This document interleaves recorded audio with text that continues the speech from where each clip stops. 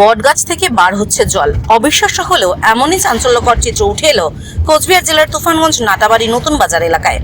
এ এক অবিশ্বাস্য, গাছ থেকে একটানা বেরিয়ে চলেছে জল। কোনো বুজরুকি বা লোক ঠকানোর ঘটনা নয়, গাছ থেকে জল বেরিয়ে যাওয়ার এই দৃশ্য সাধারণত আমরা দেখে থাকি তাল গাছ এবং খেজুর গাছের সাদা জল বার হয়, তবে বট গাছ থেকে জল বার হওয়ার খবর হতেই এলাকায় কার্যত ব্যাপক ভিড় জমেছে। দূর দূরান্ত থেকে মানুষ আসছেন সেই জল নিতে। এই বিষয়ে নাটাবাড়ির স্থানীয় বাসিন্দা জিতেন্দ্রনাথ ভট্টাচার্য বলেন, বছর কয়েক আগে নাটাবাড়ি 1 নম্বর গ্রাম পঞ্চায়েতের নতুন বাজার কলোনিপাড়া কালী মন্দিরে বটগাছের নিচে স্থানীয়রা একটি শিবলিঙ্গ স্থাপন করে। আজকে শিব চতুর্দশীর দিনে সকাল থেকে দেখা যাচ্ছে গাছের বিভিন্ন শাখা প্রশাখা দিয়ে জলধারা বইছে শিবলিঙ্গে। ঘটনা জানাজানি হতেই এলাকার মানুষজন সেখানে এসে ভিড় জমাচ্ছে আর সেই জল সংগ্রহ করছে। এই এলাকার মানুষদের মধ্যে একটি বিশেষ আগ্রহ, উৎসাহের সঞ্চার হয়েছে। শিবলিঙ্গের পাশে যে বটবৃক্ষটি রয়েছে তাতে কোনো দৈবিক শক্তি এবং থাকতে পারে বা বৈজ্ঞানিক কারণও থাকতে পারে। যদিও এই বিষয়ে তুফানগঞ্জ বিজ্ঞান মঞ্চের সাথে যোগাযোগ করা হয়েছে, তবে এখনো পর্যন্ত তাদের কোনো প্রতিনিধি পৌঁছয়নি।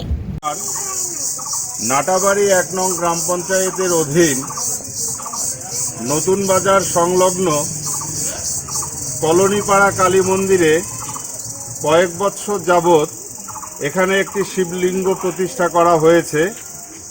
তো এবছরে শিব চতুর্দশী তিথি অর্থাৎ আজকে খুব ভোর থেকেই দেখা যাচ্ছে যে এক বটবৃক্ষের তলে যে শিবলিঙ্গ রয়েছে সেই শিবলিঙ্গের মাথায় এই বটবৃক্ষের বিভিন্ন শাখা প্রশাখা থেকে জলধারা পড়ছে ফোঁটা ফোঁটা।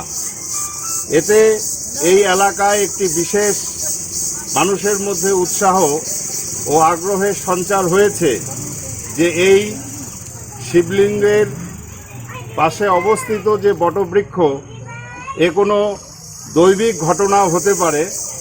অপরদিকে আমরা মনে করছি যে এর পেছনে কোনো বৈজ্ঞানিক কারণও থাকতে পারে।